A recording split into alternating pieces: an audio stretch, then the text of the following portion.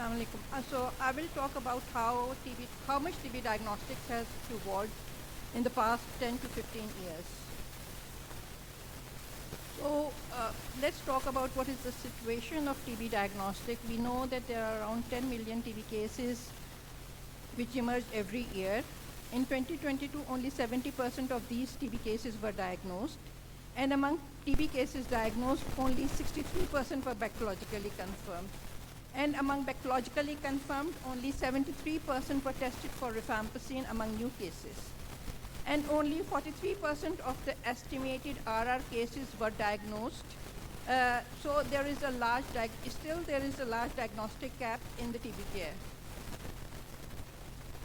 So what does WHO NTB strategy talks about diagnosis? So there are top 10 indicators of NTB strategy, and 2 of the indicators are related to TB diagnosis. One is related that every presumptive TB should be tested with WHO endorsed rapid diagnostic, which is highly sensitive. And the second is that all TB patients should have there should be a universal DST. And how is universal DST translated into action? That all bacteriologically confirmed TB patients should be tested at least for rifampicin resistance, and all rifampicin resistant TB patients should at least be tested for fluoroquinolone resistance. So for those who have been working in this field before 2007 know that before 2007 we only had 2 tests. We had smear microscopy and we had solid DST. So we had to wait 3 to 4 months to get a DST results to diagnose patient of MDR and to start treatment.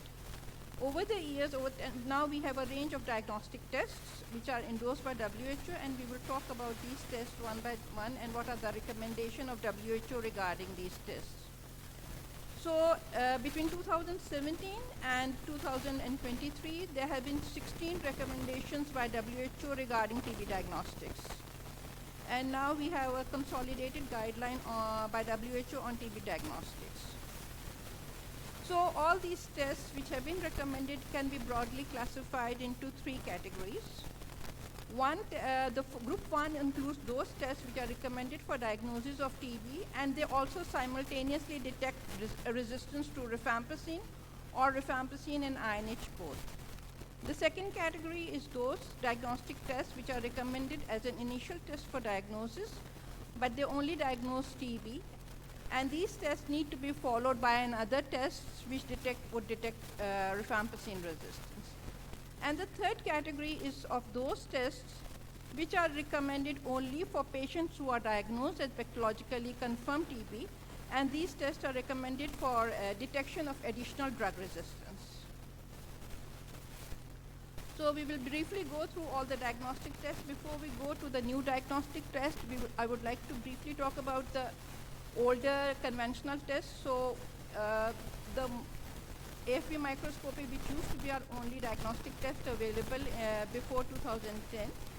Now WHO no more recommends AFP microscopy for diagnosis of TB and recommends country to transition from microscopy to rapid diagnostic. However, AFP microscopy still remains the only diagnostic test for monitoring treatment response for patients on first-line TB treatment. Coming to the culture, with more sensitive diagnostic tools available, culture has lost its significance as a diagnostic tool, although it is still recommended for diagnosis of a possible bacillary TB in children and extrapulmonary TB.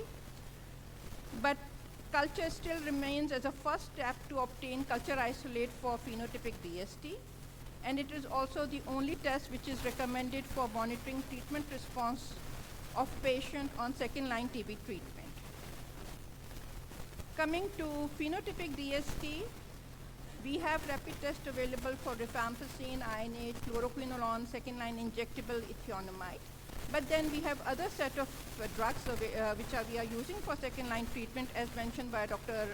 Ghafoor, for which rapid molecular tests are not available, and we still have to rely on phenotypic DST for these tests.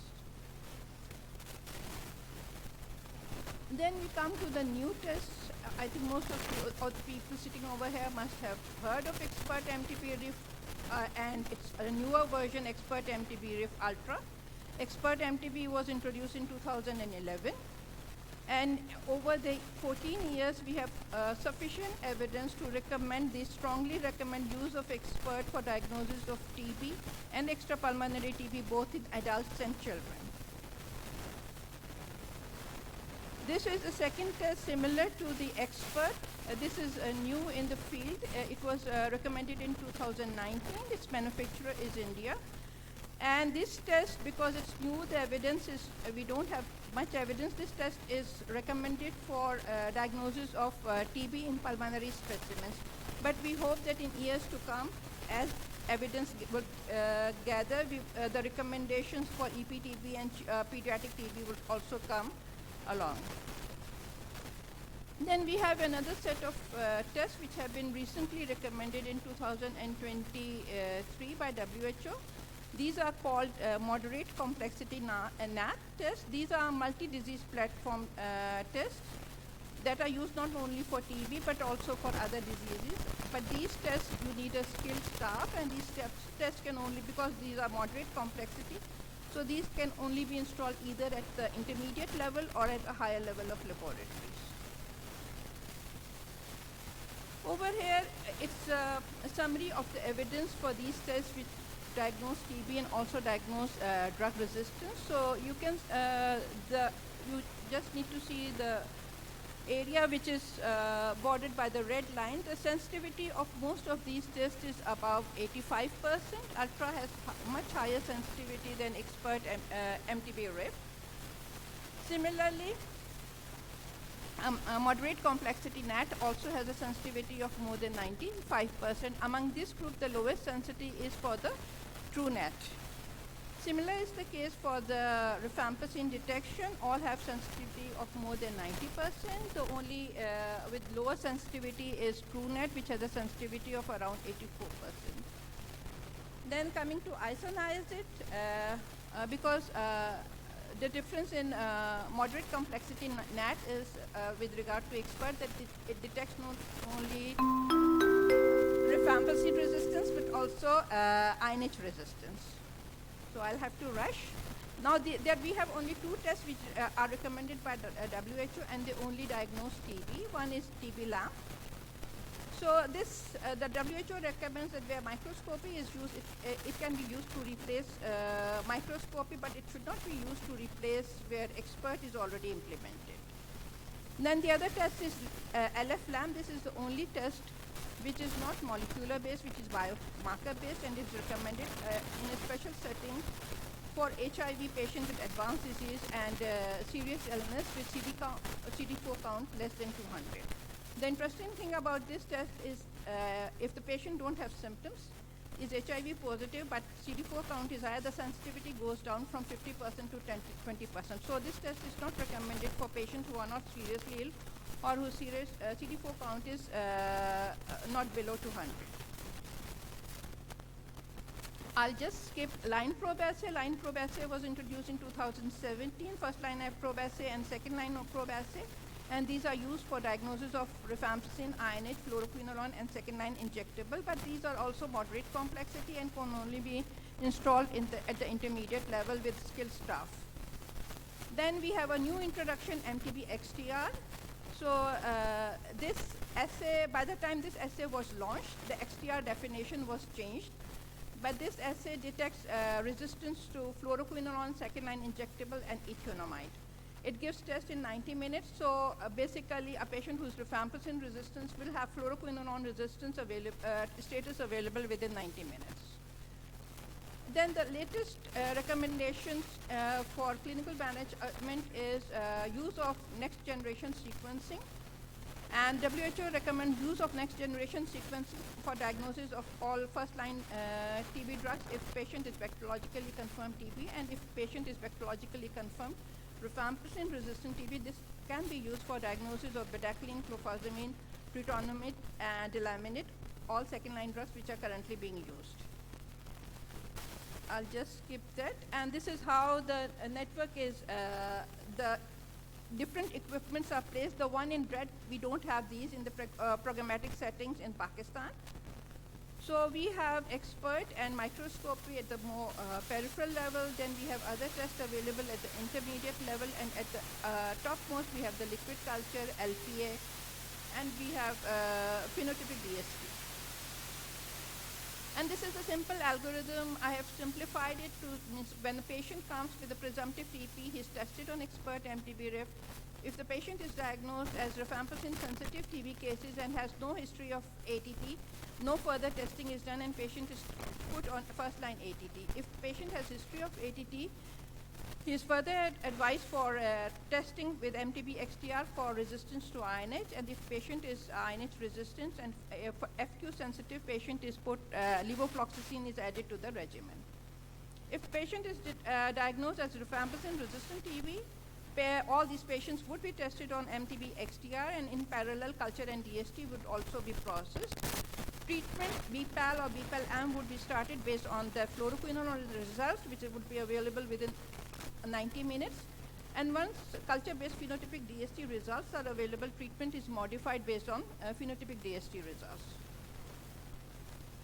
So what's happening in Pakistan? In Pakistan in 2023, we tested around 1.4 million patients using microscopy, and we tested around 0.93 million patients with expert. 63,000 cultures were performed, and around 5,500 phenotypic DSTs were performed. And if you see, this is the expert testing and how the scale-up of expert testing has taken place on, starting from 2011 with 11 machines only. Now we have around 500 machines installed in the system, providing services for the TB patients. And in last year, we performed around 0.9 million tests. Out of these, 190,000 TB cases were diagnosed.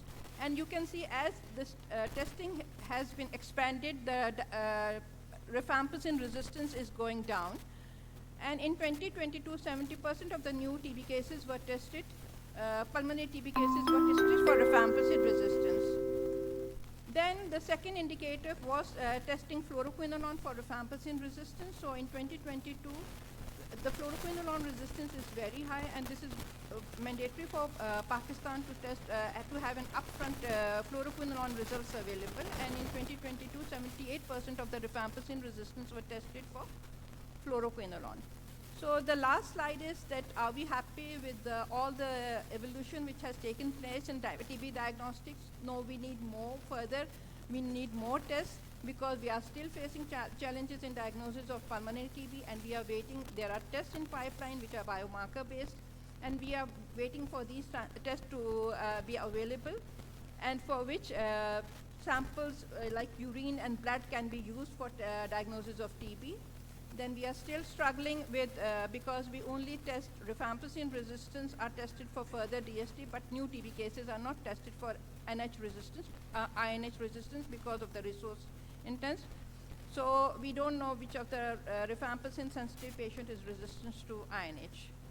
Then we don't know what is the contribution of RPOB mutations which are not detected by RT. We know from a survey that around 6% of the rifampicin resistance in our populations were not detected by expert, and now having an algorithm which only using expert, probably we are giving opportunity for other mutations to transmit and stay for longer in transmission. So we are planning a new survey which would tell us whether we have increased the proportion of these mutations or not.